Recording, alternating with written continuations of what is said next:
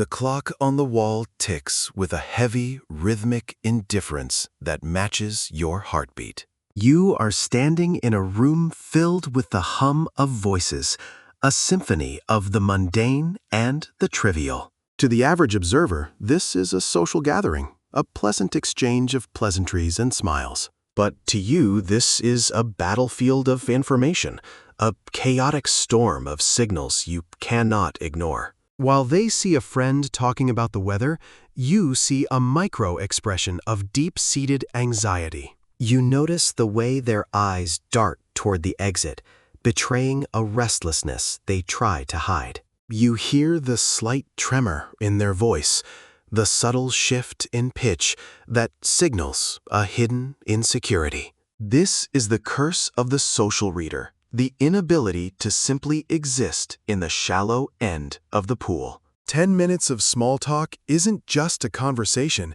it is a high-stakes marathon for your consciousness. Your brain is a supercomputer forced to run 1,000 background processes just to say, "I am fine." The cognitive load is staggering, a weight that pulls at the corners of your mind until you feel raw. Every word spoken is a data point.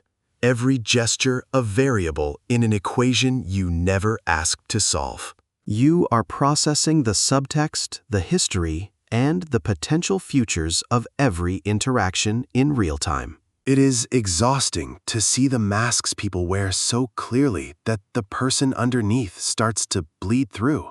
Small talk is the ultimate performance art, a script written in the ink of social obligation and boredom. For the deep thinker, the script is written in a language that feels foreign, hollow, and deeply taxing. You find yourself wondering why people feel the need to fill the sacred silence with such empty noise. Silence is where the truth lives, but in a social setting, silence is treated like a dangerous predator. So you participate, you nod, you mirror their body language to make them feel comfortable and safe. But the cost of that comfort is your own internal reservoir of energy, draining away like water in sand. You are hyper-aware of the social hierarchy, the subtle power plays, and the desperate need for validation. You see the person in the corner trying too hard to be liked, their desperation radiating like a heat wave. You see the person at the center of the room, their confidence a fragile glass wall waiting for a crack. To read a room is to feel the collective weight of everyone's unhealed trauma and secret desires. It is not a gift, it is a sensory overload that leaves you longing for the dark quiet of your own room. The deep thinker does not just hear the words, they hear the intention, the fear, and the hidden ego. When someone asks, "How is work?" you don't just answer. You analyze why they are asking that specific question. Are they looking for a way to compare their success to yours, or are they genuinely interested in your life? The mental energy required to filter these possibilities is what makes 10 minutes feel like 10 hours. You are constantly translating the socially acceptable into the psychologically true, without a break. This is why the lone wolf is often just a person who has seen too much to find peace in a crowd. Isolation is not a rejection of humanity.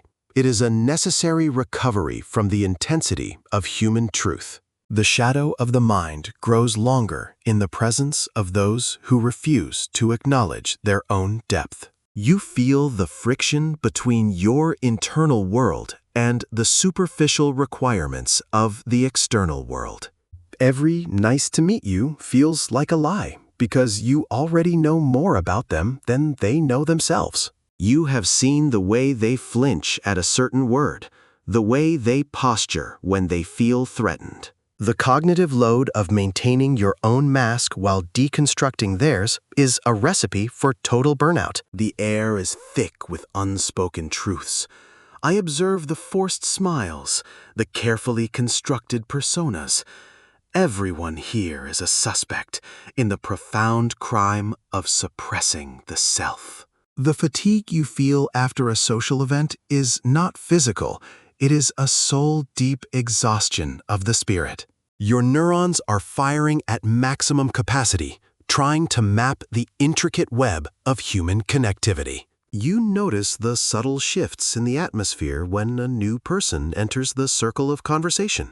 The temperature of the room changes, the dynamics recalibrate, and you have to start the mapping all over again. It is a constant state of vigilance, a biological radar that never shuts down, even when you want it to. People wonder why you are so quiet, why you seem distant, or perhaps even a little bit cold or detached. They don't realize that your silence is the only thing keeping your brain from crashing under the pressure. You are managing 1,000 threads of thought, trying to keep them from tangling into a knot of anxiety. The deep thinker's mind is a library where the books are constantly being moved and the lights are too bright. Small talk is like reading the same boring sentence over and over while a siren blares in the background. You crave substance, you crave the raw and the real, but you are trapped in a cycle of fine and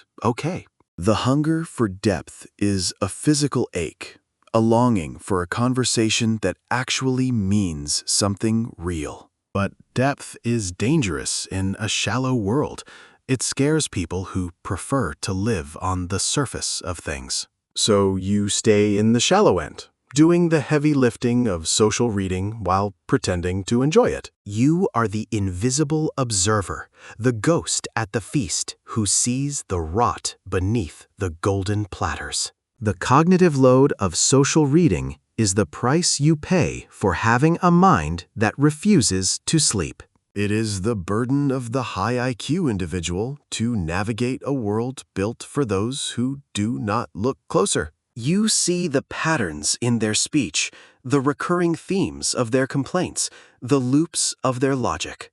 You want to help, you want to point out the exit, but you know that most people love their cages. So you keep the observations to yourself, adding them to the heavy pile of insights you carry daily. Each insight is a brick, and by the end of the night, you are carrying a wall that separates you from them. The marathon of the mind continues long after you have left the room and returned to your sanctuary. You replay the interactions, analyzing your own responses and searching for the mistakes you might have made. Did you reveal too much? Did you play the part well enough to avoid being questioned or challenged? The post-social analysis is another layer of cognitive load, a secondary marathon that never seems to end. You are your own harshest critic, a judge presiding over a trial where the evidence is a 10-minute chat. This is why you choose your company so carefully, why you prefer the few who do not require a mask. True connection is the only thing that reduces the load, the only place where the radar can finally rest. When you find someone who speaks your language, the marathon becomes a walk in a quiet, moonlit park. Until then, you navigate the social landscape like a spy in a foreign land, always alert and always tired. The exhaustion is a sign of your depth, a testament to the complexity of the world you perceive around you. Do not apologize for your need for solitude. It is the only way to clear the cache of a crowded mind. The shadow of the mind is not just about darkness.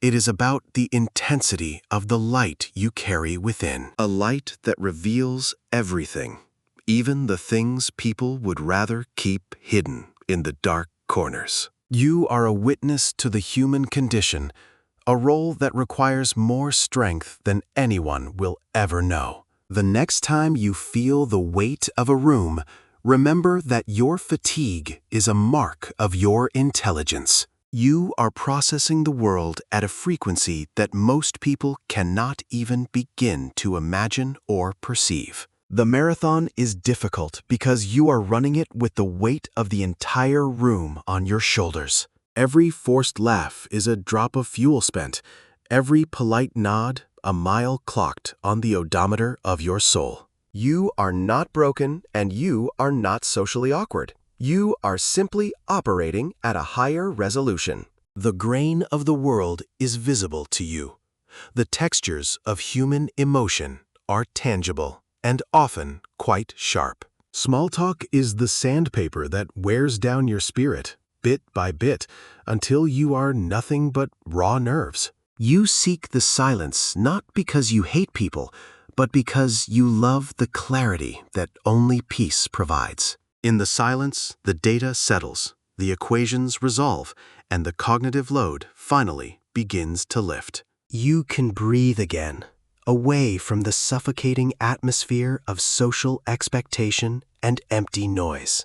The lone wolf understands that the pack is often just a collection of individuals hiding from themselves. You choose not to hide, even if it means you must stand alone in the cold wind of your own awareness. The marathon of social reading is a trial by fire, a test of your ability to remain whole in a fragmented world. You see the cracks in the foundation of every social structure, the fragility of every human ego encountered.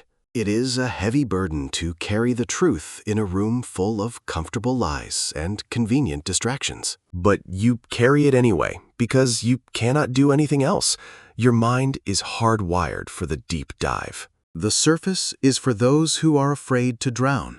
You have already learned how to breathe under the water. The cognitive load is the pressure of the depths, the weight of the ocean pressing against your very soul. You are a diver in a world of swimmers, exploring the trenches while they splash around in the bright sun. The exhaustion is real, the marathon is grueling, but the view from the bottom is something they will never see. You see the beauty in the darkness, the complexity in the shadows, and the truth in the silent spaces. So let them have their small talk. Let them have their weather reports and their empty, hollow laughter. You will take the exhaustion, you will take the marathon, and you will take the solitude that follows it. Because in that solitude, you are finally free from the load, free from the masks, and free to be yourself. The shadow of the mind is your sanctuary,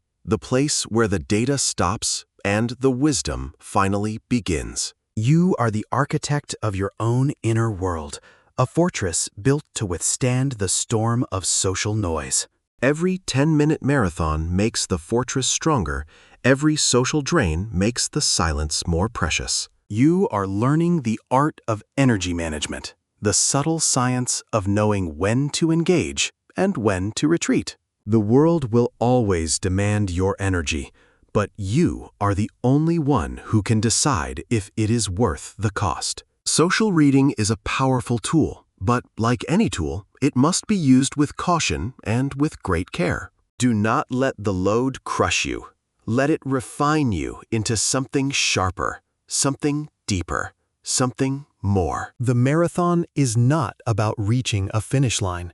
It is about learning how to run without losing your soul. You are a traveler in a strange land, and the fatigue you feel is just the weight of the stories you collect. Each person you read is a story, a tragedy or a comedy, hidden behind a curtain of mundane conversation. You are the librarian of these stories, keeping them safe in the quiet halls of your own complex mind.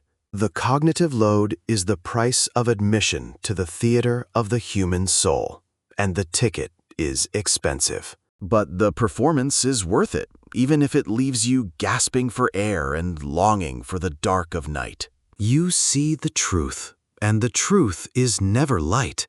It is heavy, it is dense, and it is profoundly beautiful. So accept the marathon, embrace the exhaustion, and know that you are not alone in your deep observation. There are others like you, standing in other rooms, feeling the same weight and the same deep fatigue. We are the watchers, the readers, the ones who see the world for what it truly is beneath the surface. And when the 10 minutes are over, We will return to the shadows, where the air is cool and the mind is still. The cognitive load will lift, the marathon will end, and we will find our peace in the depth of the silence. This is the path of the Psychumbra, the journey into the shadow where the most profound truths are found. Stay mindful of your energy, protect your inner peace, and never apologize for the depth of your perception. The world needs those who can see through the noise, even if it costs us everything just to listen closely. The marathon continues, but you are getting stronger with every step you take in the dark of the mind.